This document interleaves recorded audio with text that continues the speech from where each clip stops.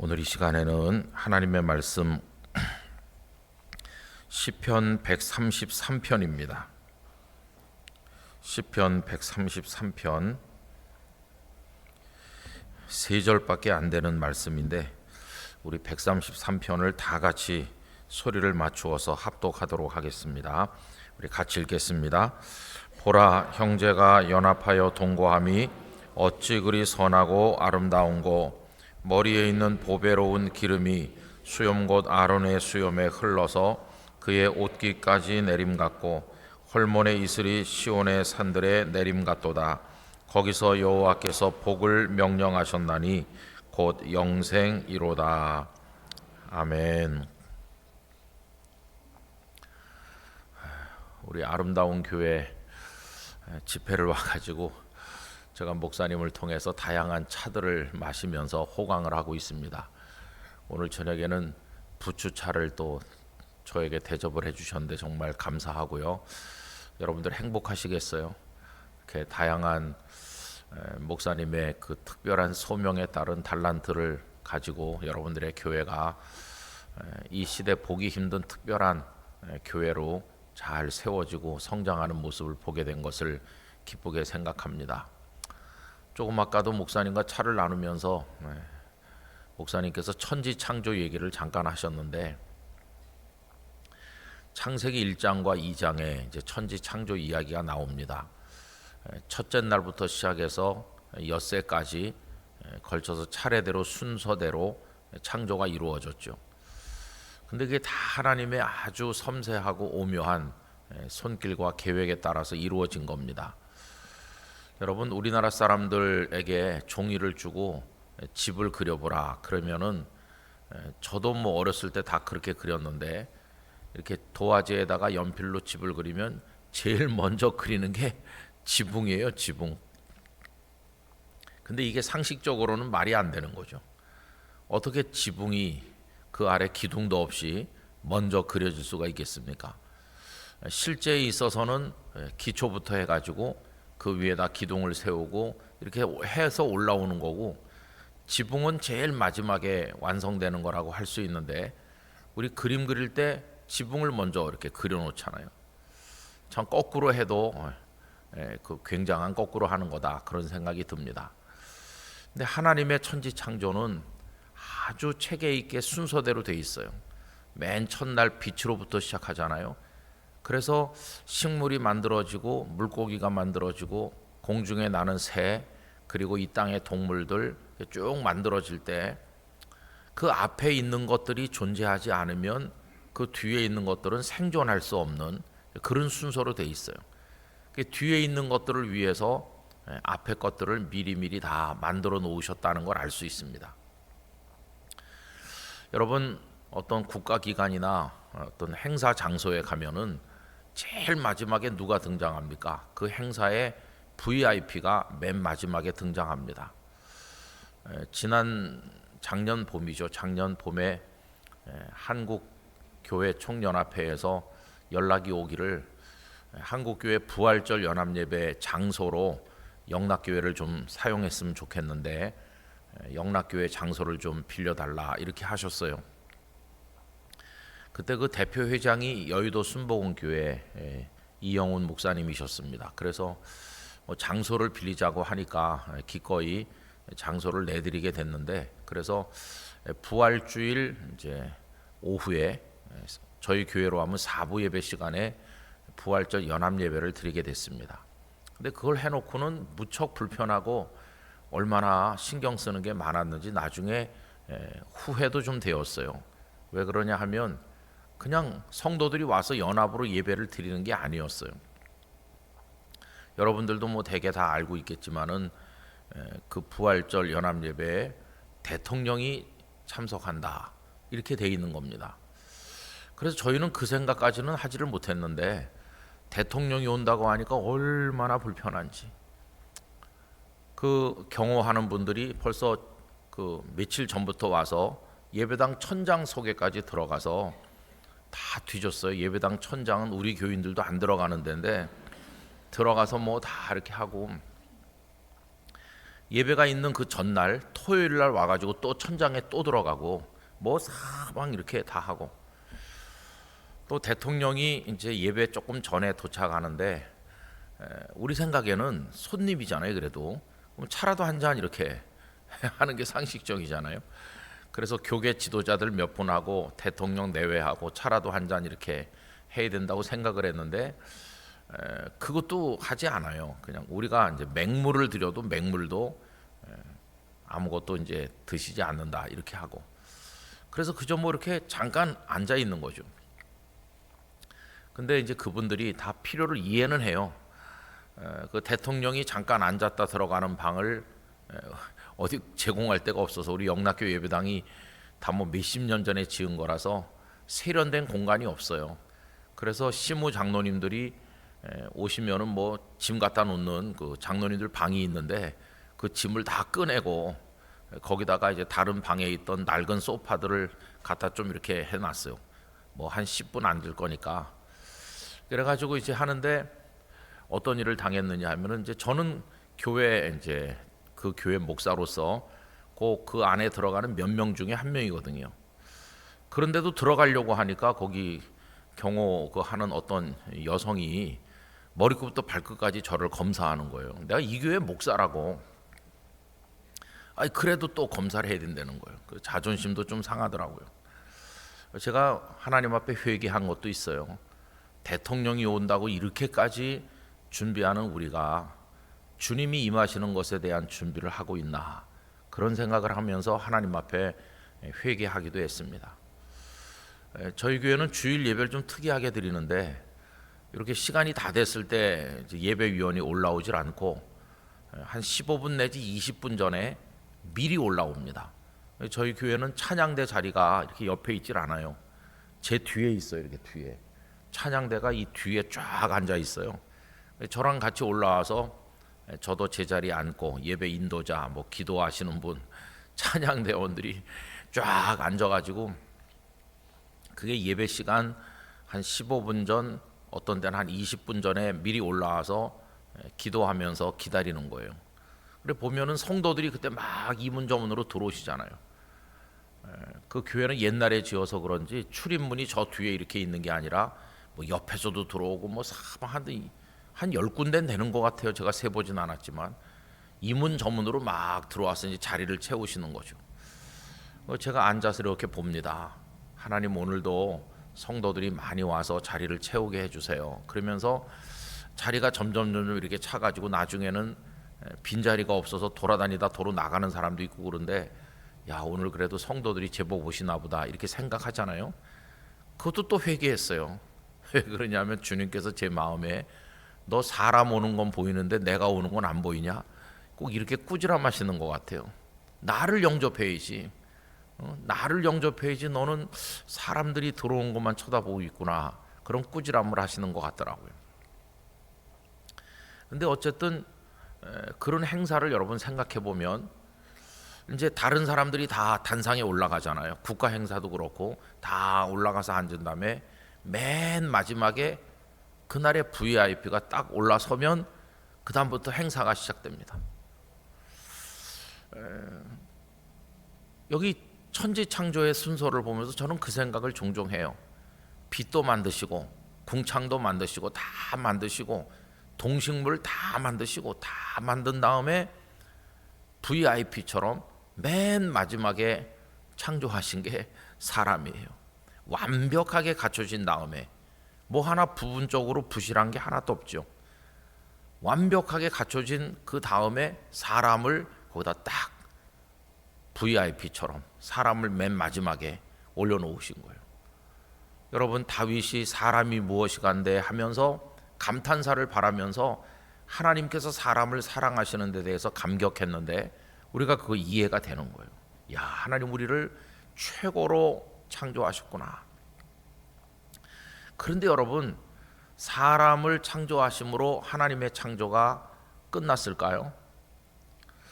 겉으로 보면 끝난 것처럼 보이지만 사실은 중요한 무형의 창조가 그 이후에 남아있는 거죠.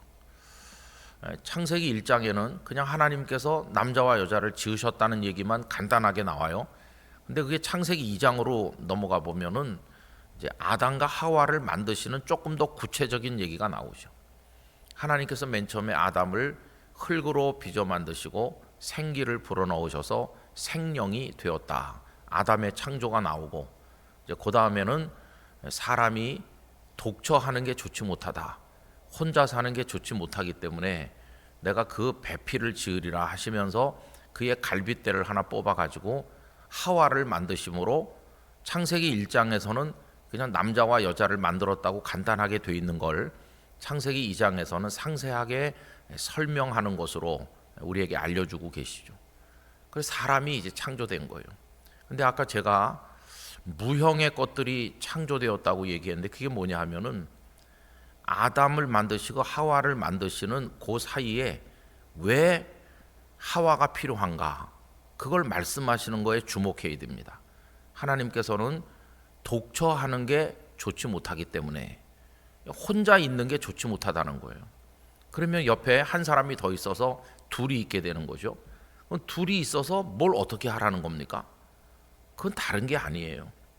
두 사람이 서로 사랑하며 살아라 하는 것이에요.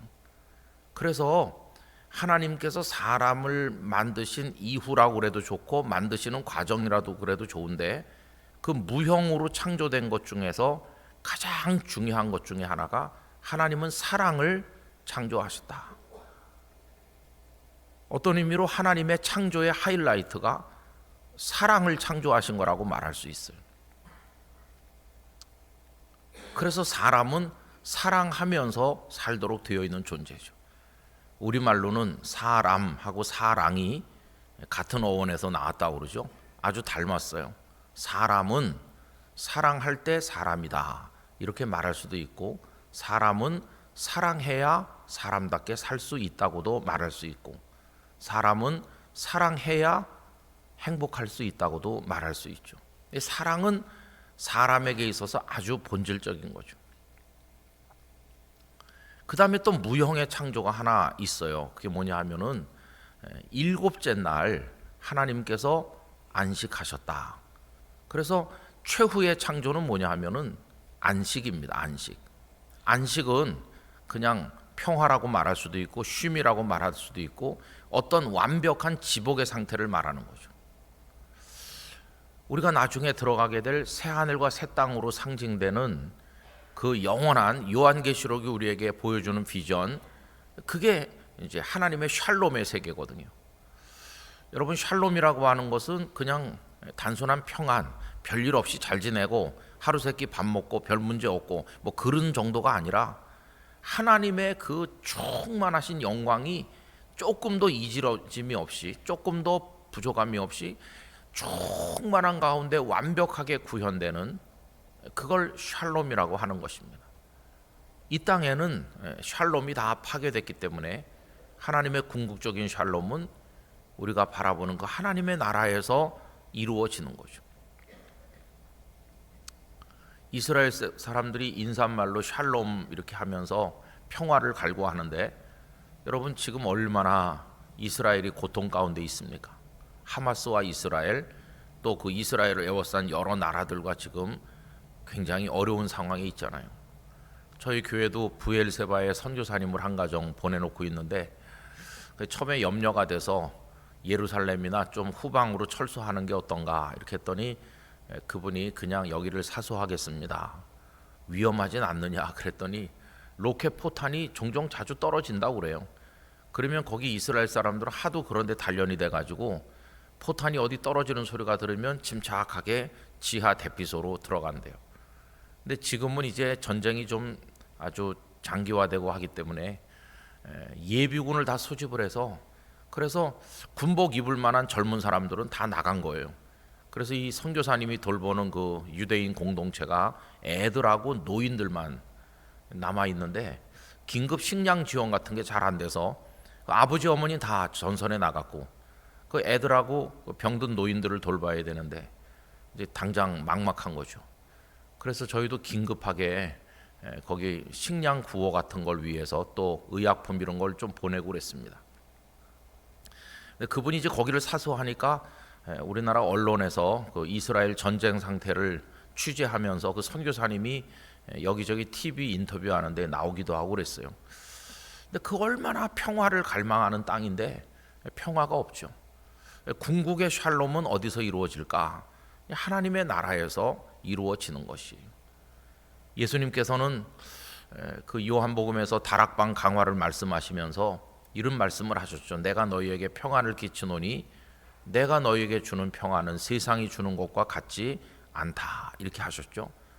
여러분들이 아름다운 교회 성도들도 하나님의 샬롬을 맛보며 사시기를 바랍니다.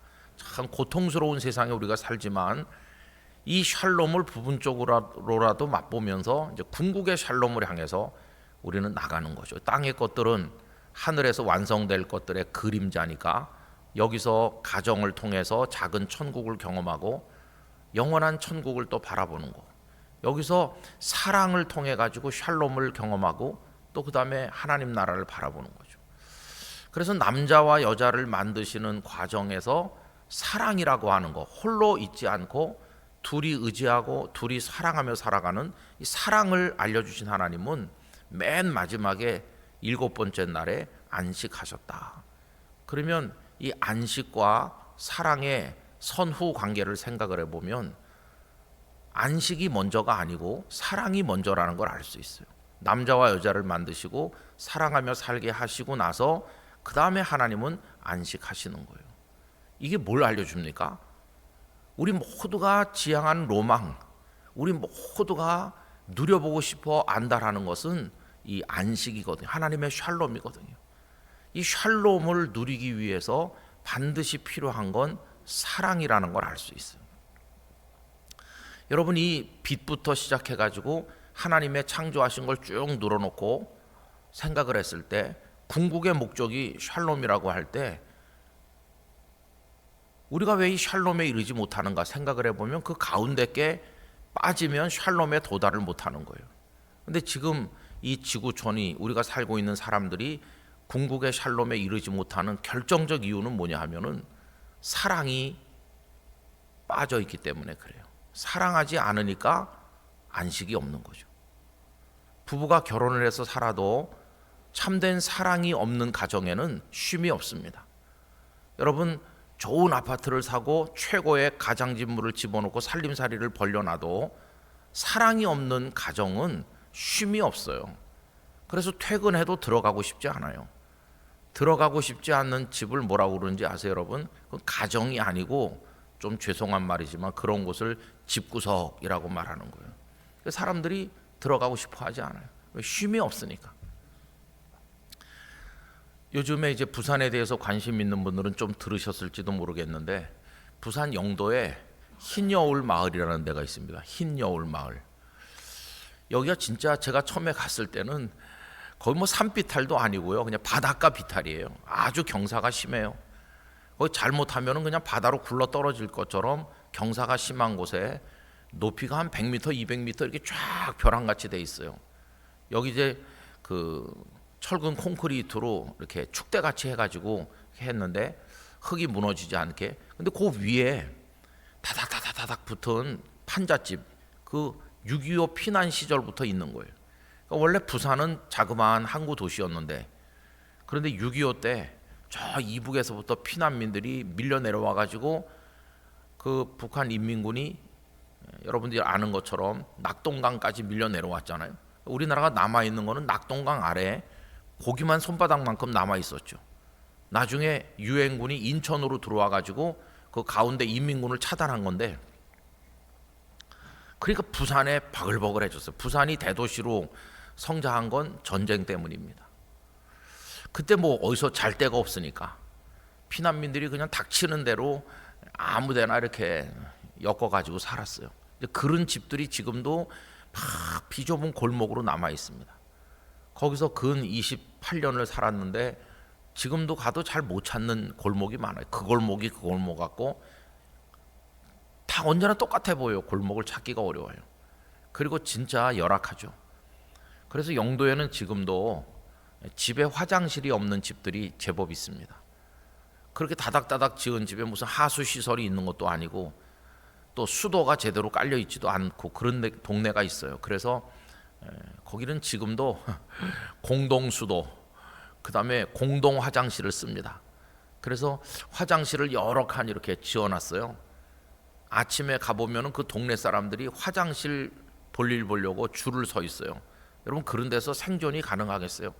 지금도 그런 동네가 영도에 몇 군데 남아있을 만큼 아주 열악한 곳이죠. 흰여울 마을이라는 곳도 그런 판잣집 동네예요. 그리고 바닷가 벼랑 위에 지었기 때문에 다 무허가 집입니다. 빨리 그 철거해야 되는 건데 아주 위험한 그런 곳이죠. 그런데 그게 어떻게 된 일인지 관광객들이 많이 오기 시작했어요. 이제 거기가 바로 바닷가이기 때문에 이렇게 보면은 바다 경관이 아주 멋져요. 사람들이 거기 와가지고 그 골목을 누비면서 다니는 건데, 얼마 전에도 TV 한번 보니까 거기 살고 있는 주민들이 못 살겠다고 그러더라고요. 골목이 너무나 시끌벅적해가지고 외지에서 온 사람들이 떠들고 다니니까. 그래 또 거기 이제 그 관광객들을 상대로 아주 조그마한 카페 같은 것도 생기고 뭐 그런 것도 생겼어요. 그래서 흰여울 마을이라는 데가 널리 알려졌어요. 거기 제가 맨날 돌아다니던 곳인데 그렇게 유명하게 변할 줄은 몰랐어요. 그래서 제가 거기 구청장님에게 이런 제안을 했었습니다. 여기 관광객이 이렇게 많이 오고 구, 시 재정을 투자해서 여기를 이렇게 꾸미고 그러는데 이거 순서가 잘못된 거라고. 이거 다 허가 없이 지금 무허가 주택들이고 다 지금 금이 가울해가지고 언제 무너질지도 모르는데, 여기 관광객을 유치하려면은 양성화를 해서 그래서 허가를 내주던지, 그리고 나서 정당하게 이 건물들을 보수해가지고 해야지, 무허가 상태인 상태로 이게 어떻게 무허가인 상태로 관광객을 유치하느냐, 이런 얘기를 했는데 하여튼 지금 그렇게 하고 있어요.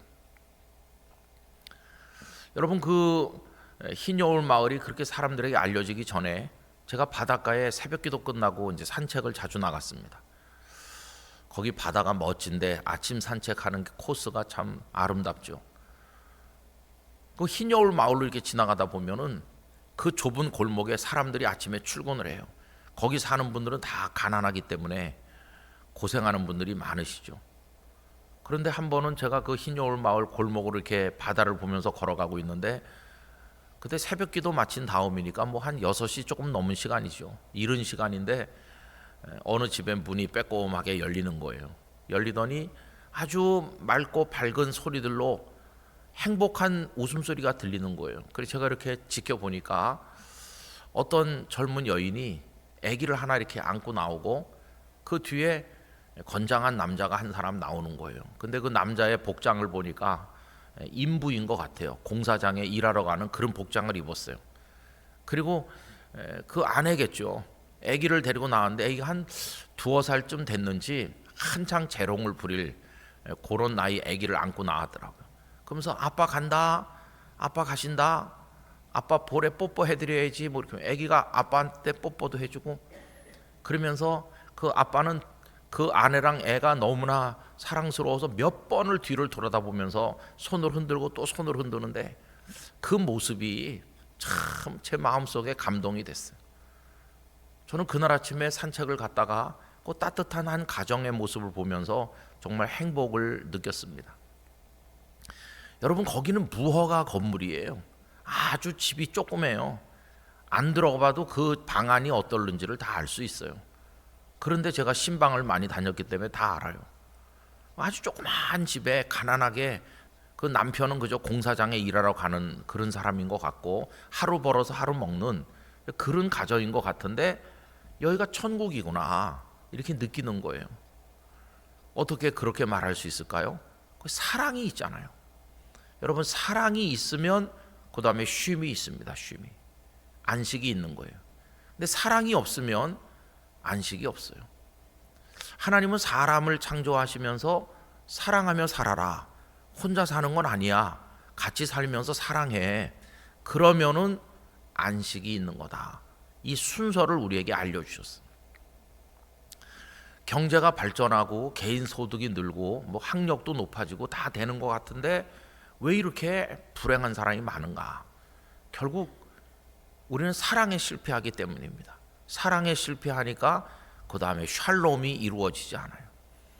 여러분, 하나님의 나라가 그 천국이 왜 우리가 그렇게 로망으로 생각하며 궁극적 목적지로 바라보는 것일까요? 거기가 은근보화 진주문이 있기 때문에 그런가? 그런 게 아니죠. 은근보화로 꾸며서 행복한 나라라면 이 땅에서도 부자들은 은근보화로 꾸밀 수 있잖아요. 그게 아니라 거기가 천국인 진짜 이유는 뭐냐 하면은 우리를 끔찍이 사랑하시는 하나님께서 우리와 함께 계신 것이고, 요한계시록 21장에 보면 하나님이 저희와 함께 계셔서 그들의 눈에 눈물을 닦아주시고 이렇게 나오잖아요. 하나님이 함께 계시는 곳, 거기가 임마누엘이 궁극적으로 구현되는 곳이죠. 하나님과 인간이 관계가 깨어진 건 죄 때문인데 이제는 하나님이 영원히 함께 계시는 곳, 그 하나님의 사랑이 쏟아지는 곳, 그리고 우리도 하나님을 흠모하고 사랑하고, 그리고 거기 서로 사랑하는, 거기가 샬롬의 나라죠. 그래서 여러분, 이런 얘기가 있어요. 천국에는 숟가락이 1m도 넘게 길다. 그래서 식탁에 앉아갖고 밥을 먹는데 이 숟가락이 길기 때문에 떠가지고 자기 입에는 안 들어가는 거예요. 너무 길어서. 그래서 천국에서 식사하는 방법은 이렇게 떠가지고 맞은편 앉은 사람의 입에다가 넣어준다. 사랑의 식탁이다. 그런 얘기를 어디선가 읽어봤어요. 여러분, 참 재미난 표현인데 천국이 사랑의 나라라는 것을 우리에게 잘 알려주는 거라고 생각합니다. 그럼 그 천국을 이 땅에서라도 미리 맛보며 살기를 원한다면 어떻게 해야 될까? 답이 딱 나오는 거예요. 답이. 그 앞에 빛이 있고, 여러분 요새 우리 집에 빛들이 얼마나 많아요. 여기 예배당 안에도 지금 인공으로 만든 전등 빛이 있잖아요. 빛이 있고 샹데리아를 잘 꾸며놓고 간접 조명 뭐 다 해가지고 집안에 멋지게 데코레이션을 해놓고 빛이 있다. 이 집에 잘 꾸며놨다. 그 다음에 뭐 물도 있고 다 있잖아요. 여러분 요새 집집마다 정수기 누르면 물이 다 나오잖아요. 그 다음에 씻는 물, 먹는 물, 씻는 물 다 구색을 갖춰서 물도 있고 다 있잖아요. 먹거리도 있고 다 있고. 다 있어도 사랑이 없으면 그 가정은 샬롬의 천국이 될 수가 없어요. 그래서 여러분, 저는 오늘 이 다윗의 시편을 읽으면서 우리 아름다운 교회 성도님들의 마음속에 사랑의 마음을 하나님께서 주시기를 바랍니다. 사랑. 여러분이 사랑에 좀 표현이 어색하지만 성공하시기를 바랍니다. 사랑하면 쉼을 얻어요. 사랑하는 그 관계 속에서 안식할 수 있어요. 어느 날 바리새인들이 와서 예수님께 질문했습니다. 하나님의 나라가 어느 때에 임하나이까? 그들의 관심은 때에 관한 관심이었어요. 때, 언제? 여러분, 이사야 선지자 이후로 유대인들은 수백 년 동안을 메시아를 기다렸어요. 우리가 이렇게 이 나라 저 나라에게 시달리면서 나라가 멸망하고 포로가 되고 디아스포라 유대인들이 다 흩어져 뿔뿔이 흩어져 살고 나라 잃은 백성으로 고생하고 이렇게 살고 있는데, 지금도 로마의 압제를 받으면서 살고 있는데 도대체 언제 메시아가 와서 하나님 나라를 이룰 것인가? 그게 그들이 가장 궁금하게 생각하는 핫 이슈거든요. 그래서 예수님께 그걸 물어본 겁니다. 하나님의 나라가 언제, 어느 때 임합니까? 그 때를 알고 싶은 거죠. 여러분, 때에 대해서 늘 질문하는 것일수록 이단에 가까워요.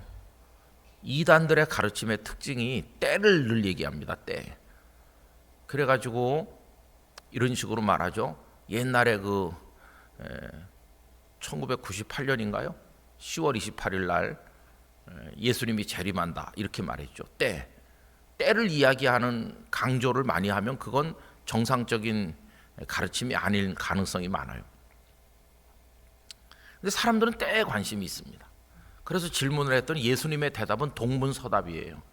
때에 대해서 물어봤으면 예수님은 뭐 5년 후다, 10년 후다 이렇게 말씀해야 될 것 같은데 예수님의 답은 그게 아니었어요. 하나님의 나라는 여기 있다, 저기 있다고도 할 수 없다.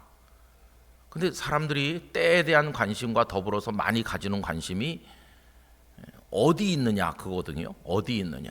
그래서 이단들이 그것도 많이 얘기하죠. 뭐 동쪽에 어디 가면 무슨 산이 있고 뭐 그런 식으로 많이 말하잖아요.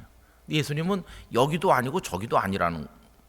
그러니까 현혹되면 안 된다는 거예요. 그러면서 예수님 말씀이 하나님의 나라는 너희 안에 있느니라 이렇게 대답하시죠. 그럼 너희 안에 있다고 할 때 그거는 전통적으로 크게 두 가지로 설명했습니다. 하나는 뭐냐 하면 바깥이 아니고 아니다 하는 대답이죠.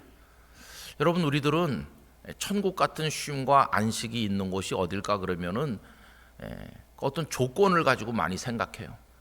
그 환경, 그래서 환경이 굉장히 좋은 곳, 좋은 집, 그 다음에 생활에 필요한 그런 가구나 이런 시스템이 잘 갖춰지고 아주 멋진 집, 그리고 은행 금고에는 돈이 많이 쌓여 있는 집, 이런 조건을 생각해요. 그 조건이 갖춰져 있으면 거기가 하나님의 나라인 것처럼 생각해요. 근데 예수님은 하나님의 나라는 어떤 특정한 조건이나 환경이 갖춰져 있는 그런 곳에 임하는 게 아니라 너희 내면 세계 속에 임하는 거다, 이렇게 말씀하는 거죠. 그래서 찬송가 속에 초막이나 궁궐이나 그 조건이나 환경에 상관없이 그 어디나 하늘나라 이렇게 찬송하잖아요. 그래서 우리 마음 속에 하나님의 나라가 이루어지는 것입니다. 하나님의 나라 핵심은 하나님이 다스리고 하나님이 임재하시는 나라가 하나님의 나라라고 할 때 우리 심령 속에 하나님의 임재와 하나님의 다스림에 대한 순종이 있으면 우리 마음이 하나님의 나라가 되는 것입니다. 그 다음에 두 번째로 너희 안에 있다고 말할 때 어떻게 해석을 했냐 하면은 너희라고 하는데 주목하는 거죠. 예수님은 그걸 단수로 말씀하지 않고 너희라는 복수로 말씀하셨어요. 하나님의 나라가 너와 너, 너와 너 이렇게 너희들 여럿인데 너희들이 사랑하고 어울려서 살아가는 그 너희들의 그 공동체성, 너희들의 관계성, 사랑하는 그 관계, 바로 거기에 하나님의 나라가 있다. 그러니까 예수님께서 하나님의 나라의 원리를 말씀하는 것도 사랑하면서 사는 그 관계 속에 하나님의 나라가 있다는 거죠. 그러니까 가정이 하나님 나라 같은 가정인가 하면은 부부가 사랑해야 되고 부모님과 자녀가 사랑할 때 바로 그게 하나님의 나라인 것이. 거기에 안식과 쉼이 있는 거죠. 환경에 있는 게 아니라. 그래서 여러분, 우리가 이 세상을 살아가면서 성도로서 궁극적으로 하나님의 뜻을 드러내면서 복되게 사는 비결은 이 사랑에 성공하는 사람이 되는 거다 하는 걸 알 수 있어요. 여러분, 저는 이 133편이 다윗의 시인데 그 1절에 고백이 참 놀랍다고 생각합니다. 1절을 다시 한번 보세요. 보라, 형제가 연합하여 동거함이 어찌 그리 선하고 아름다운고. 우리가 세속적인 다윗이라면, 그가 물질에 눈이 멀고 권력에 눈이 먼 그런 사람 같으면은 선하고 아름다운 걸 어디서 찾겠어요? 의리의리한 궁궐과 무수하게 많은 병사들, 그리고 떵떵거리며 사는 말 한마디에 산천초목을 떨게 만드는 그 권력, 그런 게 선하고 아름답고 멋지다 이렇게 말할 것 같은데 다윗은 그렇게 말하지 아니하고 형제가 연합하여 동거함이 이렇게 말하는 거예요. 연합하고 동거한다, 이게 사랑이죠. 형제가 사랑하는 게 얼마나 선하고 아름다운가. 여기 선하고라고 번역된 히브리어 단어는 토브입니다. 근데 그 토브가 어디 나오는 거냐 하면 창세기 1장에 하나님이 세상을 창조하실 때 첫째 날 빛이 있으라 하시니 빛이 있었다 하고 보시기에 좋았다 할 때 그 좋았다가 토브입니다. 그리고 부산에 어느 장로님께서 스튜디오를 운영하시는데 이름을 하나 줘달라고 그래서 제가 토브라고 하시는 게 어떠세요? 이렇게 해드렸죠. 그래서 거기 와서 사진을 찍는, 거의 주로 신혼부부들 사진을 많이 찍어요. 이제 결혼하기로 약속한 사람들이 이제 결혼해가지고 와서 사진을 찍어요. 그래가지고 임신을 하면 그 부른 배를 또 찍어요. 그 다음에 아기가 태어나면 아기가 돌 될 때까지 아기 성장 과정을 그 장로님이 다 찍어줍니다. 그러니까 한 컷 찍고 이제 거래가 끝나는 게 아니고 그 아이가 돌이 될 때까지 찍어야 되니까 이 부부가 그 장로님 스튜디오를 수시로 자주 오죠. 그러니까 아주 안면이 트이고 상당히 서로에 대해서 많이 알게 돼요. 그럼 그 장로님은 그 한 1년 이상 이어지는 그 관계를 통해서 복음을 전도하는 거예요. 그 장로님이 그렇게 해서 전도한 커플이 제가 목회하던 교회에 와서 등록해서 신앙생활을 잘하고 있기도 하고 그래요. 그 사진관이 토부인 거예요. 그래서 제가 이제 그 장로님에게 가서 거기서 예배를 드리면서 사진도 보기에 좋았더라. 참 사진이 잘 나왔네요. 토부죠, 그죠? 그 다음에 또 그 사진을 찍고 만족해할 젊은 한 쌍의 부부가 서로를 보면서 내 남편, 내 아내 정말 보기에 좋구나, 토부구나 이렇게 하고 그들 사이에 흐르는 사랑이 이게 이제 토부인 거죠. 또 태어날 아기가 태어났을 때 이 두 사람이 얼마나 행복해하고 그게 또 토부인 것이고 그들이 함께 살아가는 가정이 또 토부가 되는 거고 장로님께서 그들에게 복음을 전도하시면 거기 주님이 함께하는 가정이 되니까 그 가정이 토부가 됩니다. 그래서 이제 그런 여러 가지 목적으로 토부라고 해드렸어요. 보기에 좋다. 근데 그게 여기서는 선하고 이렇게 돼 있습니다. 여러분 결국은 이 세상에 뭐 이런 거 저런 거 많이 있지만은 거짓 없는 사랑이 있는 곳은 다 토부가 있는 곳이에요. 다윗은 그것을 선하고 아름답다 이렇게 말하죠. 그 다음에 2절은요 그냥 그 사랑의 아름다운 모습을 어떤 축복인가를 얘기한 건데 머리에 있는 보배로운 기름이 수염 곧 아론의 수염에 흘러서 그의 옷깃까지 내림 같다. 이스라엘 사람들은 제사장 또 선지자 왕에게 머리에 기름을 붓잖아요. 하나님의 사람으로 인쳐주는 거예요. 너는 선지자다, 너는 왕이다, 너는 제사장이다. 이 기름을 하나님이 부으신다고 하는 건 축복의 상징이죠. 구별된 하나님의 사람이라는 뜻인데 그게 쭉 타고 흐르는 거예요. 그런 것과 같고 또 헐몬의 이슬이 시온의 산들에 내림 같다. 이스라엘은 우리가 아는 것처럼 강수량이 그 강우량이 많이 적은 곳인데 그래도 어떻게 농사를 지을 수가 있고 요단강이 흐르고 사해까지 물이 흐르고 갈릴리 호수가 있고 그런가? 그게 헐몬에 눈 녹은 게 많이 내려와서 그래요. 헐몬산은 백두산보다도 조금 높을 정도거든요. 눈이 많이 내려와서 그렇기도 하지만은 그 농사가 가능한 결정적인 이유가 이슬 때문이에요. 우리나라에서 이슬이 별로 그렇게 대단한 것 같지 않은데 거기 이슬이 굉장히 중요합니다. 그래서 그 이슬을 통해서 농사를 지니까 그건 축복의 상징이에요. 형제가 연합하여 동거하는 사랑하는 삶은 그런 거다 이렇게 얘기하면서 여러분 결정적으로 중요한 말씀이 그 3절 끝이에요.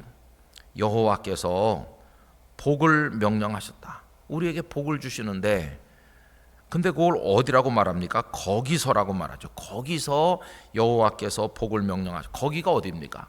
그걸 1절을 받는다고 생각하시면 돼요. 형제가 연합하여 동거하는 그 사랑이 이루어지는 바로 거기서 하나님께서 복을 주시는데 그 궁극적인 복은 곧 영생이로다. 여러분 이 표현이 참 놀랍습니다. 하나님께서 복을 명하셨는데 곧 행복이다, 뭐 곧 번영이다, 뭐 이렇게 할 수 있을 것 같은데 영생이라고 그랬어요. 영원한 생명 그러면은 우리는 신약 성경으로 뛰어넘습니다. 특별히 요한복음에 오면 하나님께서 세상을 이처럼 사랑하사 독생자를 주셨다 이렇게 하면서 그분을 믿으면 멸망하지 않고 영생을 얻는다. 영생의 개념이 거기 나오잖아요. 그 신약 성경에 오면은 영생은 예수 그리스도에게 연결돼요. 예수 그리스도께서 메시아로 이 땅에 오셔서 십자가 지고 부활하심으로 우리에게 영원한 생명을 주셨다 이렇게 되는데 여기는 지금 사랑이 이루어지는 곳에 영생이 있다 이렇게 하는 거예요. 약간 좀 비약이 심한 것 같죠 이 말씀이. 근데 여러분 이게 신학적으로 기가 막힌 말씀입니다. 사랑이 이루어지는 곳에 하나님의 궁극의 복은 영생이라는 거죠. 그럼 이걸 신약 성경으로 연결해 가지고 어떻게 사랑과 영생이 짝이 될 수 있는지, 사랑이 있는 곳에 어떻게 영생이 이루어지는지를 한번 생각을 해볼 필요가 있어요. 여러분 이렇게 질문을 해볼 수 있습니다. 주님께서 우리를 구원하셨는데 주님은 어떻게 뭘로 우리를 구원하셨을까? 이렇게 질문을 해보면요 많은 사람들이 깊이 생각하지 않고 이렇게 말해요. 그거야 주님께서 능력이 있으시니까 그 능력으로 우리를 구원하셨다 이렇게 말해요. 세상에는 능력 있는 사람이 사람을 구원하는 것 같아요. 예를 들면 옛날에 아놀드 슈왈제네거 같은 그런 근육질에 그런 헐크 같은 그런 아주 용맹무쌍한 전사가 잡혀있는 포로들을 가서 구해오잖아요. 생명을 구출하잖아요. 그러니까 힘센 사람, 능력 있는 사람이 구원할 것 같이 보여요. 그런데 능력으로 주님이 우리를 구원하셨다고 대답하는 것은 성경을 깊이 읽은 사람은 아니라고 생각합니다. 성경을 꾸준히 복음서 말씀을 묵상하면은 능력으로 구원하신 게 아니라는 걸 알 수 있어요. 여러분, 이렇게 설명을 해보겠습니다. 예수님께서 메시아 사역을 본격적으로 시작하시기 전에 광야로 가셔서 금식하셨잖아요. 그리고 마귀에게 3번 시험을 받으시는 장면이 나오죠. 그런데 그 첫 번째 시험이 뭡니까? 예수님이 금식하셔서 매우 굶주린 상태에서 마귀가 나와가지고 던졌던 그 시험이 돌로 떡을 만들라는 거였어요. 근데 여러분, 마귀가 얼마나 간교한가 하면 그냥 돌로 떡을 만들라 이렇게 하지 않아요. 그 앞에다가 뭘 하나 붙였죠. 여러분, 그게 뭔지 아세요? 네가 만일 하나님의 아들이어든 이 돌로 떡이 되게 해라 이렇게 하거든요. 그 앞에 붙어있는 한마디가 교묘한 겁니다. 이게 올무죠. 이럴 수도 없고 저럴 수도 없게 만드는 올무를 딱 던지는 거예요. 여러분, 예수님께는 이런 방법이 있을 거예요. 네가 만일 하나님의 아들이어든이라고 그랬으니까 돌로 떡을 만들 수 있는 그런 방법이 하나 있죠. 근데 예수님은 얼마든지 가능해요. 왜냐하면 전능하시니까. 전능하신 분이니까 돌로 떡 만드는 것 정도는 아무것도 아니에요. 자, 그래서 예수님이 그 광야에 널린 돌로 떡을 만들었다고 한번 가정해 보세요. 그래서 그 돌로 만든 떡을 당신이 잡수시고 굶주린 유대 민중들에게 그 떡을 나눠줬다고 한번 가정해 보세요. 그러면 사람들이 막 몰려오겠죠. 오병이어의 현장만 해도 남자만 5천 명이 먹었고 그 다음 날 더 많은 사람들이 몰려와서 또 떡을 주실까 이렇게 기대했으니까 아마 예수님은 열광하는 그 환호성을 지르는 군중에게 둘러싸이셨을 거예요. 그들이 와가지고 예수님을 연호하겠죠. 예수, 예수 그러면서 얼마나 예수님이 진짜 슈퍼스타가 되겠습니까? 그리고 사람들은 박수를 보내고 이분을 우리의 임금님으로 모시자. 복음서에 그게 나와요. 사람들이 예수님을 임금으로 추대하려고 했었다. 예수님의 인기가 굉장했어요. 돌로 떡을 만들어 나눠주는데 만약에 요즘에 그런 이가 있다면 우리부터 그를 대통령으로 삼으려 하지 않겠어요? 예수님이 굉장한 인기를 갖겠죠. 그리고 마귀도 거기서 박수를 칠 거예요. 당신은 박수 받을 자격이 있습니다. 당신은 전능하신 분이시고 하나님의 아들이시고 당신이야말로 위대한 왕이십니다. 마귀도 박수 칠 거예요. 그게 마귀가 원하는 겁니다. 예수님이 박수 받고 왕되기를 마귀는 원하는 거예요. 근데 만약에 예수님께서 돌로 떡을 만들지 않으시면 어떻게 될까요? 여러분, 예수님은 전능하기 때문에 만들지 못하시는 게 아니고 만들지 않으시는 거죠. 근데 마귀는 만들지 않았다고 말하는 게 아니라 저 예수가 만들지 못했다 이렇게 교묘하게 속일 겁니다. 그러면서 선전하겠죠. 저 예수라는 사람이 자기가 하나님의 아들이라고 떠드는데 하나님의 아들이긴 무슨 하나님의 아들이겠느냐. 자, 봐라, 돌로 떡도 못 만들지 않느냐. 안 만드시는 걸 못 만드는 거로 이렇게 고쳐가지고 사람들 앞에 예수님을 비방하겠죠. 사람들이 그래, 정말 뭐 돌로 떡도 못 만드는데 무슨 하나님의 아들이겠느냐. 예수님을 이제 모욕하고 공격하겠죠. 그러니까 이렇게 해도 문제고 저렇게 해도 문제인 거예요. 그럼 사탄의 궁극적인 목적이 뭡니까? 사탄은 예수님께서 왕이 되는 걸 원하시고 박수 받는 걸 원해요. 돌로 떡을 만들길 원하는 거예요. 그럼 예수님이 돌로 떡을 만들어서 슈퍼스타가 되고 박수를 받으면 어떤 결과가 올까요? 그게 치명적인 거예요. 그건 뭐냐 하면 예수님께서 이 땅에 오신 목적이 무산되는 겁니다. 예수님께서 이 땅에 오신 목적은 왕 되려고 오신 것도 아니고 박수 받으려 오신 것도 아니에요. 예수님은 죽으려고 오셨어요. 죽어서 우리를 구원하시려고 오신 것이에요. 근데 죽는데 어디서 죽냐 하면 십자가에 매달려서 그 피를 흘려 그 보혈로 우리의 죄를 씻으시고 모든 불행의 원인이 되었던 이 원인이 되는 그 죄를 씻으심으로 그 결과인 죽음도 해결하시고 우리를 영원한 생명으로 이끌기 위해서 이 땅에 오신 분이세요. 그런데 박수를 받으시고 열광 받으시면은 십자가가 없어지는 거예요. 예수님 십자가 지시지 않게 되죠. 사람들에게 환호의 대상이 되니까. 십자가가 없으면 우리는 구원받을 길이 없어지고 말아요. 사탄의 궁극의 목적은 뭐냐 하면 우리가 구원받지 못하도록 하는 게 사탄의 궁극의 목적이에요. 사탄은 어떻게 해서든지 예수님이 십자가를 지고 우리를 구원하는 걸 못하게 하려고 방해하는 거예요. 자, 거기서 이제 그렇게 도전했는데 예수님께서 말씀으로 사탄의 그 시험을 물리치셨어요.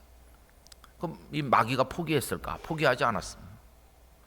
그 다음에 쭉 보면은 마태복음 16장에 와서 빌립보 가이사라 지방에 가셨을 때 예수님께서 제자들에게 질문했습니다. 세상 사람들이 나를 누구라고 하더냐? 예, 뭐 예레미야나 뭐 엘리야나 선지자 중에 한 사람이라고 합니다. 그래? 그건 세상 사람들이 하는 말이고 그동안 나에게 배운 너희들은 나를 누구라고 하느냐? 마치 제자학교 졸업시험처럼 질문하셨어요. 그랬더니 베드로가 대표로 나서서 대답했습니다. 마태복음 16장 16절 여러분 다 암기하시는 거죠. 주는 그리스도시요 살아계신 하나님의 아들이시니이다.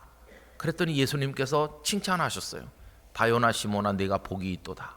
이를 내게 알게 아니는 혈육이 아니요 하늘에 계신 내 아버지시니라 하면서 무척 칭찬하시는 것 같이 말씀하셨어요. 그 말씀을 이제 하시고 나서 그 다음에 보면은 예수님께서 그 이전에 한 번도 말씀하지 않았던 어려운 이야기를 처음으로 제자들에게 말씀하십니다. 그 전에 한 번도 그 얘기를 하지 않았어요. 제자들이 신앙 고백을 하고 난 다음에 처음으로 꺼낸 얘기가 뭐냐 하면 당신의 죽음과 부활이었어요. 이제 우리가 예루살렘으로 가서 인자가 사람들의 손에 넘겨져서 죽임을 당하고 부활할 것이다. 이렇게 예고하셨어요. 이게 예수님의 첫 번째 순환 예고입니다. 예수님은 모두 3번의 순환 예고를 하셨는데 그 첫 번째 순환 예고가 마태복음 16장에 나와요. 그런데 예수님께서 죽으신다는 얘기가 워낙 그들의 고막을 진동시켰기 때문에 부활 얘기는 듣지 못한 것 같아요. 그들이 충격을 받았어요. 아니 우리는 예수님 한 분 바라보고 배도 버리고 그물도 버리고 가족들하고 떨어져 가지고 오직 예수님 한 분에게 모든 걸 걸고 따라다니는데 당신이 죽으시면 우리는 어떻게 되는 겁니까? 큰 충격을 받고는 베드로가 앞에 나서서 절대 그런 일이 있으시면 안 된다고 가로막았죠. 여러분 그때 그 베드로의 태도는 거기 사용된 동사를 보면 그냥 걱정스러워서 건의를 하는 정도가 아니라 막 을러대면서 소리를 지르면서 그렇게 대든 아주 불경스러운 태도로 그렇게 한 걸 알 수 있습니다. 그렇게 막 예수님 앞에 대들었어요.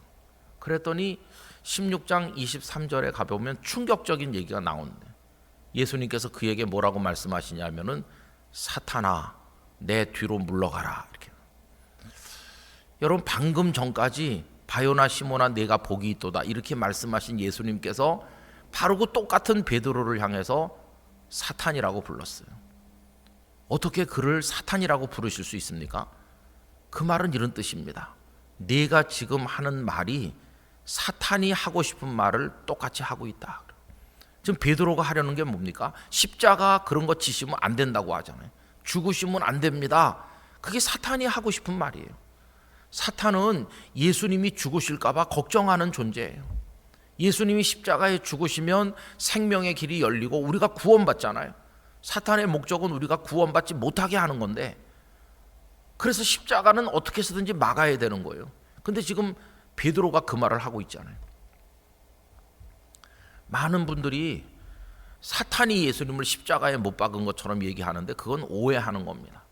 사탄은 예수님을 십자가에 못 박히지 않게 하려고 그래서 우리의 구원자가 되지 못하게 하려고 그냥 박수나 받으세요. 왕이 되세요. 이게 사탄의 전략이에요. 그러면서 예수님이 계속 하시는 말씀이 네가 하나님의 일은 생각하지 아니하고 사람의 일만 생각하는도다. 사람의 일, 지금 제자들이 생각하는 게 뭡니까? 예수님을 다 버리고 떠났으니까, 예수님을 따랐으니까 이제 예수님 덕분에 오른쪽 한 자리 왼쪽 한 자리 차지하고 우리도 좀 누려봤으면, 이게 사람의 생각이에요. 너희들은 그런 생각에 사로잡혀서 내가 죽는다고 하니까 충격을 받고 달려드는구나. 너희들은 사람의 일만, 너희들 일만 생각하는구나. 하나님의 일은 생각하지 않는구나. 여러분, 성경 전체에 나타난 하나님의 가장 위대하신 일이 뭡니까? 우리 죄인들을 구원하시는 겁니다. 우리 죄인들을 구원하셔서 영원한 천국으로 이끌어 가시는 거. 이게 구약과 신약의 전체가 보여주고 있는 대주제입니다. 성경에 그거보다 더 중요한 주제는 없어요. 그게 하나님의 마스터 플랜이고 구원의 파노라마고, 그걸 위해서 지금 예수님이 오신 거고 십자가와 부활이 있고 영원한 생명이 있는 건데, 너는 그거는 생각하지 않고 하나님의 계획을 정면으로 가로막고 사탄이 하는 말을 네가 하는구나. 사탄이라고 책망하셨습니다. 예수님은 십자가를 향해 나가려고 굳은 결심을 하셨어요. 누가복음 9장 51절에 보면 때가 찼기 때문에, 기약이 다 됐기 때문에 예루살렘을 향하여 올라가시기로 굳게 결심하셨다. 당신에게 다가오는 사명의 클라이막스가 다가오는 걸 아셨어요.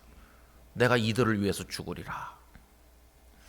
최후의 만찬을 드실 때 여러분, 예수님께서 제자들에게 이건 너희를 위하는 내 몸이다 하시고 또 잔을 나눠주시면서 이렇게 하시는데, 그 앞에 보면 잔을 나눠주시기 전에 감사 기도하시고 잔을 주신다 이렇게 나와요. 제가 그 성경을 밤낮 읽으면서도 별 깊은 생각을 안 했어요. 여러분들은 그거에 대해서 생각해 본 적 있으신가요? 우리는 음식을 먹을 때 당연히 기도를 하니까 그때 그 기도하는 게 당연하지 않냐 이렇게 생각하죠. 저도 그렇게 그냥 생각했었어요.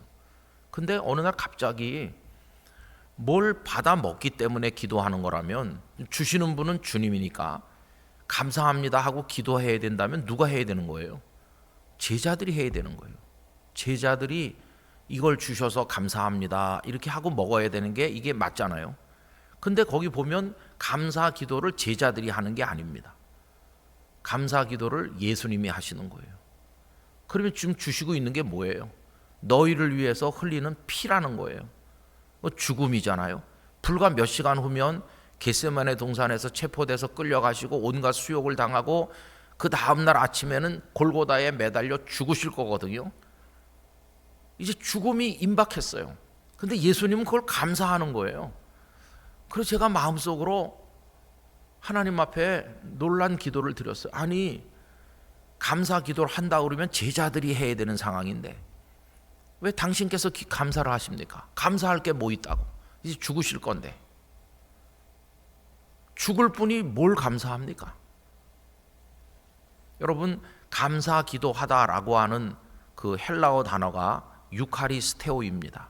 유카리스테오를 우리 성경이 감사 기도하다로 번역한 거죠. 그래서 성만찬을 유카리스트라고 합니다.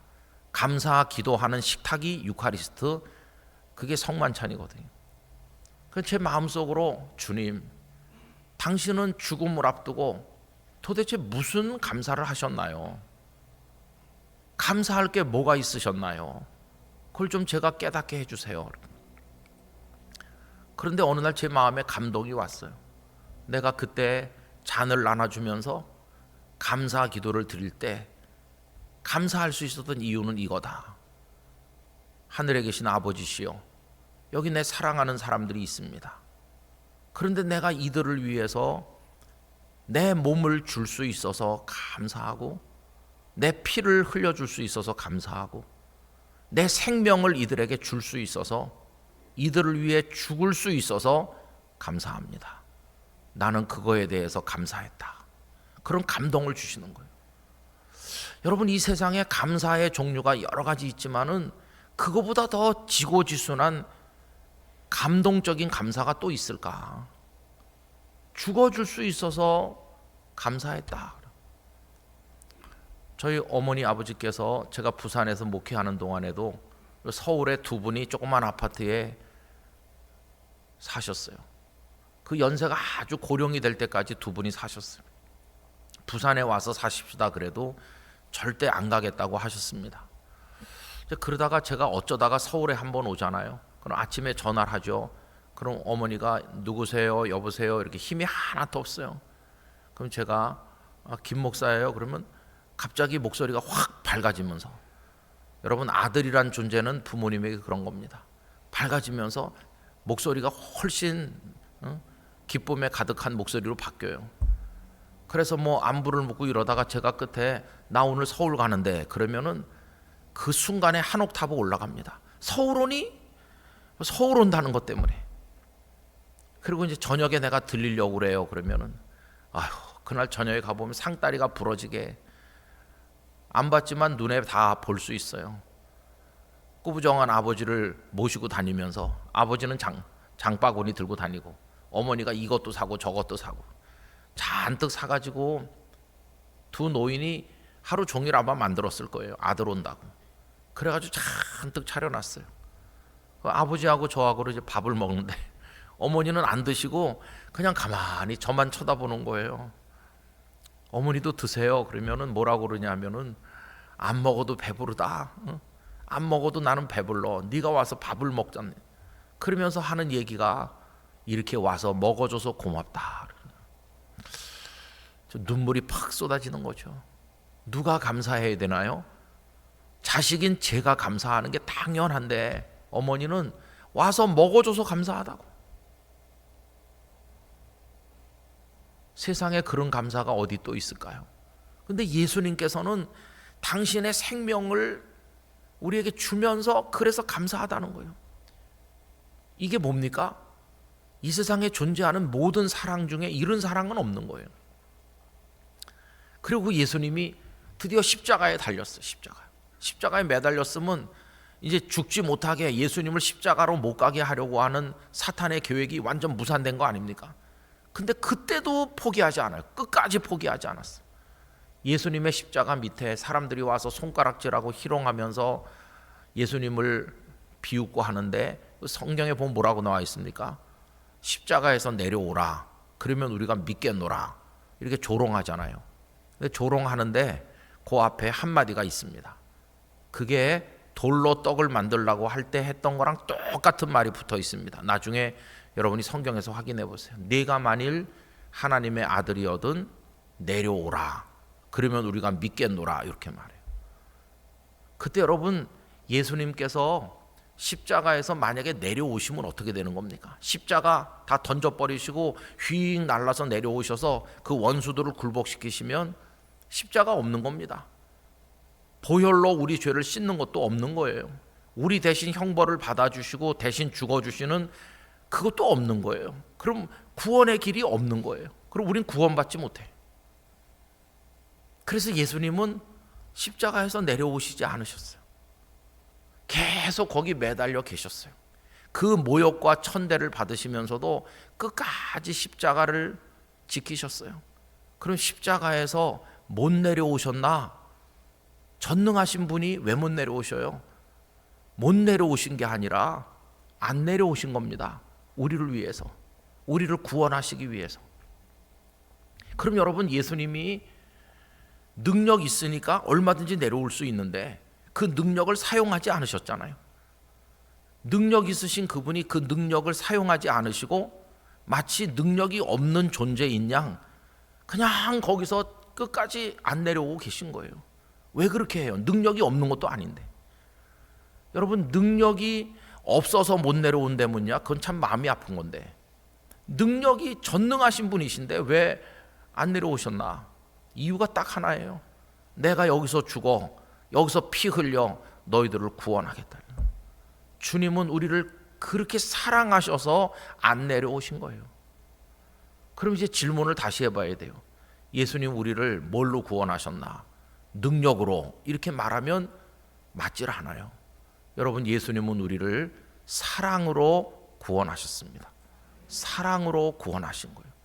그래서 요한복음 3장 16절이 하나님이 세상을 사랑하사라고 말하는 거예요.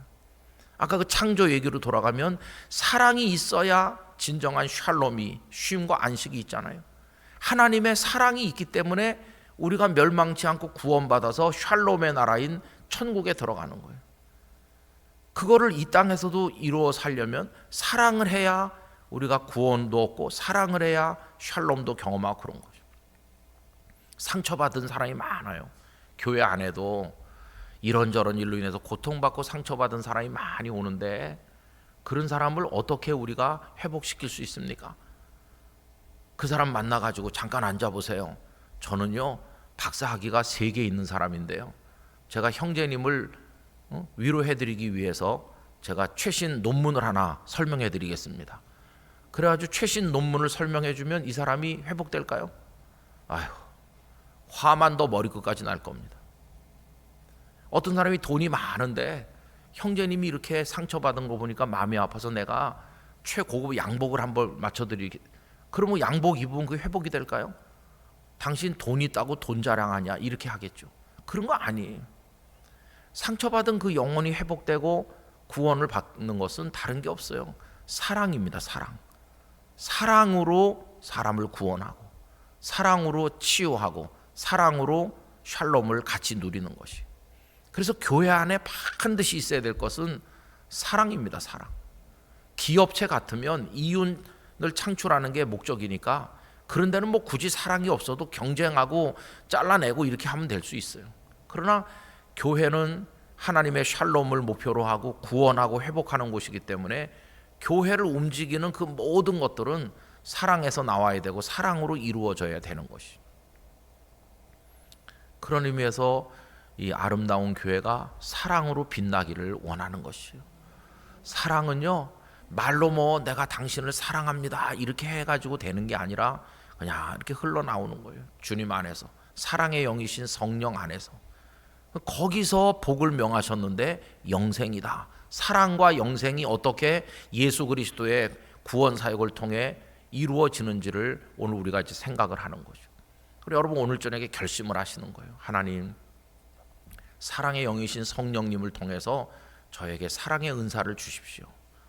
전화 한 통의 사랑, 카톡 메시지 하나의 사랑, 커피 한 잔의 사랑, 우리 목사님이 개 대접해 주시고 이게 사랑 없이는 안 되는 거예요. 내가 이렇게 해주면 저 사람이 날 좋게 생각하겠지 이런 계산 가지고는 안 되는 거예요. 사랑이 이렇게 흐르는 거죠. 사랑은 절대로 자기를 과시하지 않고, 이게 가정 안에서도 어디서든지 필요한 게 사랑이죠. 여러분 옛날에는 우리나라에 복음이 처음 들어왔을 때 어느 동네에서 제일 잘 지은 건물, 제일 높은 건물, 제일 많이 배운 사람들이 많이 모여 있는 곳이 다 교회였어요. 그런 의미에서 매력이 있었어요. 근데 지금은 교회보다 너무너무 잘 지은 건물들이 많고 시스템이 잘 돼 있고 앞서가는데 대부분이 다 우리보다 앞서가죠. 우리는 여러 가지 면으로 뒤처져 있어요. 그래도 우리가 자부심을 잃지 않아야 되는 것은 최고급 백화점에도 명품관에도 어떤 슈퍼마켓에 가서 찾아도 없는 것 딱 하나, 우리에겐 사랑의 복음이 있잖아요. 우리의 경쟁력은 사랑의 복음에 있는 거지 다른 데 있는 게 아니에요. 아무리 초가상간 같아도 사랑의 복음이 있으면 맛있는 집에 사람들이 음식을 먹으러 오듯이 하나님의 교회에 찾아오게 돼 있는 것이 결국은 사랑이라는 걸 알 수 있는 거죠. 사도 바울은 고린도 전서에서 이런 얘기를 했습니다. 모든 것이 가하나 모든 것이 유익한 것이 아니요, 이런 말씀이 있어요. 여러분 가하다는 말은 possible, 할 수 있다 그런 것이에요. 그게 뭡니까? 할 수 있는 힘, 그게 능력이죠. 할 수 있는 힘이 능력이에요. 뭘 읽고 뜻을 알 수 있는 힘, 지적 능력이 있는 것이고, 뭘 살 수 있는 힘, 돈의 힘, 재력이 있는 것이고, 물건을 들어올릴 수 있다, 체력이 있는 것이고, 다양한 종류의 힘이 존재합니다. 가능해요. 다 파스블하다. 그런데 그 다음에 그렇다고 해서 모든 게 유익한 건 아니다. 유익이라는 거는 누군가에게 이렇게 도움이 되고 열매를 맺는 건데, 가능하다고 해서 다 유익한가? 그게 아니라는 거예요. 그래서 가능한 능력 가지고 사는 사람은 이게 사랑을 모르는 사람이죠. 능력으로 안 되는 것도 사랑으로 될 수 있어요. 유익한 열매를 맺으려면 반드시 사랑이 있어야 됩니다. 그래서 여러분 저는 여러분들의 교회와 여러분 개개인이 능력을 가지기를 원합니다. 그러나 능력으로 오히려 일을 그르치는 실수는 해서는 안 된다는 걸 말씀드리고 싶어요. 제가 이런 예를 한번 들어보겠습니다. 요즘에는요, 잘생긴 것도 힘이에요. 외모의 힘이 굉장하잖아요. 그 TV 같은 데 보면은 잘생겼다는 이유 하나로 브라운관을 차지하고 있는 젊은 스타들이 많아요. 그들이 하는 말 들어보면 들을 말도 별로 없는데도 사람들이 열광하면서 그 앞에 모여 앉아 있는 건 오로지 잘생긴 남녀가 나와가지고 아주 가벼운 주제를 얘기하니까 뭐 심각하게 들어야 되는 게 아니고 별 부담이 없고 잘생긴 사람이 앞에 있으니까 어떻게 보면은 그들을 통해서 위로받고 있는지도 몰라요. 근데 어느 날 여러분들의 교회에 태어나서 단 한 번도 본 적이 없는 머리끝부터 발끝까지 완벽미를 갖춘 이런 사람이 세상에 존재하나? 깜짝 놀랄 정도로 완벽한 아름다움을 갖춘, 예쁘기만 한 게 아니라 우아하기도 하고 뭐라고 표현이 불가능할 정도의 중국의 4대 미인이 다 합쳐진 것 같은, 서시와 양귀비에다 뭐 다 합쳐진 것 같은 그런 여성이 와가지고 여기 딱 앉아서 주일 예배를 드리고 그 옆에 어떤 집사님이 나란히 앉아서 예배를 드렸다고 해봅시다. 그럼 그 집사님이 집에 가서 남편 보고, 여보, 오늘 내가 참 큰 주님의 은혜를 경험했어요. 그러면 남편이 왜, 무슨 일이 있었어? 이렇게 완벽한 여성 옆에 내가 앉아보는 기쁨을 하나님이 저에게 주셨어요. 어쩌면 그 여인을 제 옆에 앉게 하셔서 저를 이렇게 기쁘게 해주시나요? 다음 주일에 감사한금 바쳐야 되겠어요. 이렇게 얘기할까요? 절대 그렇게 얘기 안 합니다. 막 입이 이만큼 나와요. 하나님도 너무하시다. 그 여자는 그렇게 정성을 다해서 빚어 만드시고 난 이게 뭐냐 도대체, 비타 마른 것 같이. 그래가지고 화가 머리끝까지 날 거예요. 그럼 그 여성이 뭐 잘못한 거 있습니까? 그 여성은 하나도 잘못한 게 없는 것 같아요. 그런데 유익을 끼쳤나요? 유익을 끼치지 못하는 거예요. 상처를 줘요, 상처. 목사님, 사모님들이 어때야 될까요? 제가 신학교에서 강의를 많이 했는데 이 젊은 전도사들이 장가를 안 가는 거예요. 왜 장가 안 가냐? 빨리 이제 가서 전임 사역자 하려면 결혼을 해야지. 아직 이상형을 못 만났다고. 너 신학교 왜 왔니? 예, 주의 복음을 위해서요. 어느 정도 주님께 충성하냐? 생명이라도 바치죠. 주님을 위해 생명이라도 바치겠다는 사람들이 딱 하나 아직 양보 안 하는 게 예쁜 여자와 결혼하겠다는 거는 아직 양보를 안 했더라고요. 그래가지고 뭐 사모감 예쁜 여자를 찾겠다고 돌아다니는. 근데 사모님이 너무 예쁘면요 목회가 잘 안 됩니다. 왜 그러냐 하면 주일날 온 성도가 상처받거든요. 사모님이 그냥 절세 미녀가 돼가지고 있으면은 여성도들이 다 상처받고 아픔을 겪는 거예요. 남자 성도들은요 사모님만 보면 집에 가기 싫어. 어떻게 우리 집에 있는 여자하고 사모님하고 이렇게 다를 수가 있나. 그래서 참 이게 곤란한 거예요. 반대로 사모님이 자유분방하게 대충 생기면 모든 성도가 기쁨을 얻습니다. 주일날 아침에 화장하다가 내 얼굴이 왜 이 모양이지? 이런 여성도들도 교회만 오면 사모님 보면 힘이 나 그러면서 교회 올맛이 나고, 토요일날 밤까지 부부싸움 했던 남자 교인들도 아유 믿긴 믿지만 그래도 사모님보단 낫구나 이러면서 집으로 또 열심히 들어갈 거예요. 사모님의 공로가 큰 거예요. 그게. 성형외과는 누가 가는지 아세요? 성형외과는 너무 잘생겨서 남에게 상처를 주는 사람이 가서 절 좀 평범하게 바꿔주세요. 그렇게 가야 되는 데가 성형외과인데 좀 이상하죠. 여러분, 그 힘이 있다고 그게 반드시 유익한 건 아니에요. 제가 옛날에 눈을 의심한 적이 있습니다. 이렇게 신문 광고를 봤는데 LG 패션에서 오래된 얘기인데요. 양복 한 벌이 제가 잘못 본 줄 알았어요. 일시 백점만 이렇게 여러 번 해봤어요. 200만 원인가? 200만 원이라고 그래도 깜짝 놀랄 정도로 비싼데 2천만 원이었어요. 아니 대한민국에 2천만 원짜리 양복을 사 입는 사람이 있나? 있으니까 팔겠죠. 이거는 뭐 영국에서 직접 제작해가지고 뭐 해서 영국에서 직접 만드는 거예요. 그 천을 가져오는 것도 아니고 이건 진짜 특별한 사람이 뭐 사 입는 그런 옷인 것 같아요. 이야 이런 옷이 있구나 정말 놀랐어요. 근데 여러분, 하나님께서 여러분들에게 물질을 주셔서 그런 양복을 산다고 가정해 봅시다. 그 주일날 입고 와요. 그럼 그 옆에 어떤 분은 나란히 앉아서 예배 드리잖아요. 나란히 앉은 분이 큰 시험에 드는 거예요. 하나님, 제 옆에 앉은 아무개 집사는 1년 중에 반밖에 안 옵니다. 불성실한 성도예요. 그런데도 물질은 다 글로 쏟아주시고 나는 한 번도 안 빠지고 11조도 한 번도 안 떼먹는데 어떻게 나한테는 이러실 수가 있습니까? 상처받는 거예요. 그러니까 여러분, 돈이 있어가지고 가하나 파스불이죠. 뭐 가하니까 가서 산 거예요. 사는 것까지 뭐 산다고 봅시다. 그러면 그다음에 뭘 하지 말아야 되면 입고 나오면 안 되는 거예요. 사긴 사지만 집에서 활동복으로 입으시면 아무에게도 상처를 안 줘. 추워진다고 모피를 사시걸랑 잠옷으로 입으면 참 좋습니다. 잠옷. 입고 나오지 않으면 되는 거예요. 근데 이게 입고 나오면은 많은 사람에게 상처를 줘요. 돈의 힘, 그런 겁니다. 우린 돈이 많으면 많이 구원할 것 같잖아요. 근데 제가 목회하면서 느낀 게 많이 물질을 베풀어 갖고 구원하는 건 아니더라고요. 교회로 오도록 유인은 할 수 있어요. 안 좋은 의미에서.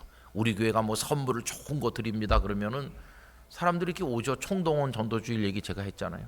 근데 그 심령이 감동이 되고 눈물을 흘리고 예수님 앞에 녹아내리는 거는 사랑으로 되는 거지. 사랑이 구원하는 거지. 딴 건 아니더라고요. 그래서 여러분, 연합하여 동거하는 거, 사랑에 여러분들이 성공하셔야 돼요. 사랑이 되면 쉼과 안식이 있고 거기 영생이 있는 것이, 거기가 하나님의 나라가 이루어지는 곳이에요. 그런 의미에서 여러분들의 가정이 이렇게 되시기를 축원합니다. 여러분들의 교회가 그렇게 되기를 기원합니다. 저는 이 시를 지은 다윗을 생각해 봤어요. 이 다윗이 이 시를 언제 지었는지는 몰라요. 그런데 다윗의 시잖아요. 형제가 연합하여 동거함이, 그러면 거기가 영생이 있는 샬롬의 아름다운 축복이 있는 것인데, 다윗의 가정은 어땠나? 다윗의 가정은요, 건강한 사랑이 있진 않았어요. 많은 아내들이 있고 그랬는데 경쟁하고 왕자들끼리도 갈등하고, 나중에는 뭐 압살롬이 아버지를 향해 반란을 일으키고, 야, 그의 가정은 이게 샬롬이 없었구나. 아버지가 칼들이 되는 집안에, 아들이 아버지한테 칼들이 되는 집안에 무슨 샬롬이 있겠어요. 그래서 이 시편을 언제 지었는지 알 수 없지만은 그의 절절한 그게 그 속에 담겨 있다는 사실을 느낄 수가 있는 거죠. 여러분, 성전에 올라가는 노래입니다. 이게 성전에 올라가는 노래. 성전에 올라가는 사람이 가슴 속에 미움이 가득하고 샬롬이 이루어지지 않은 상태로 가슴속이 막 분노로 뛰면서 하나님을 찬송할 수 있겠어요? 산상수훈에서 예수님 말씀하기를 제물을 드리려고 하다가 형제에게 원망 들을 만한 일이 있는 줄 생각나거든 가서 먼저 그거부터 해결하고 와서 그 다음에 예물을 드리라. 이 말은 하나님을 경배하는 사람은 샬롬의 영혼으로 나와야 된다는 거예요. 그래야 하나님이 그 예배를 받으시는 것이죠. 그래서 여러분, 이거는 너무도 중요한 가르침인 것입니다. 저는 여러분들에게 이런 은혜가 임하기를 간절히 축원합니다. 그러면 사랑이 육적인 노력으로 될까요? 아닙니다. 내일부터 내가 오전 9시부터 사랑해야지 이렇게 한다고 되는 게 아니잖아요. 사랑은 성령님 안에서 되는 거예요. 성령님의 가장 큰 은사가 사랑의 은사니까 성령님이 우리를 덮으시면은 사랑할 수 있는 마음을 주시는 것이, 그걸 위해 기도하시기 바랍니다. 그래서 여러분들에게 샬롬의 놀라운 축복이 임하기를 간절히 기원합니다. 여러분, 이제 다 같이 머리 숙여서 우리 기도하겠습니다. 아버지 하나님, 사랑하지 못한 죄를 용서해 주시기를 원합니다. 사랑하며 살게 해 주시기를 원합니다. 남편을 사랑하게 해주세요. 아내를 사랑하게 해주세요. 부모님을 중심으로 존중하고 사랑하게 해주세요. 내 아들, 딸을 내 자식 하는 차원이 아니라 하나님의 자녀로 사랑하게 해주세요. 성도들을 사랑하게 해주세요. 목회자들을 사랑하고, 목회자들은 성도들을 사랑하고, 우리가 직장 동료를 사랑할 수 있게 해주세요. 인위적인 사랑이 아닌 성령 안에서 우러나는 사랑이 있어서 거기가 쉼이 있고 샬롬이 이루어지는 영생의 열매가 주어지는 축복의 자리가 되게 해 주시옵소서. 이런 마음으로 여러분 이제 기도하시다가 돌아가시는데 간절하게 사랑의 복을 위해서 기도하시길 바랍니다. 다 같이 기도하겠습니다.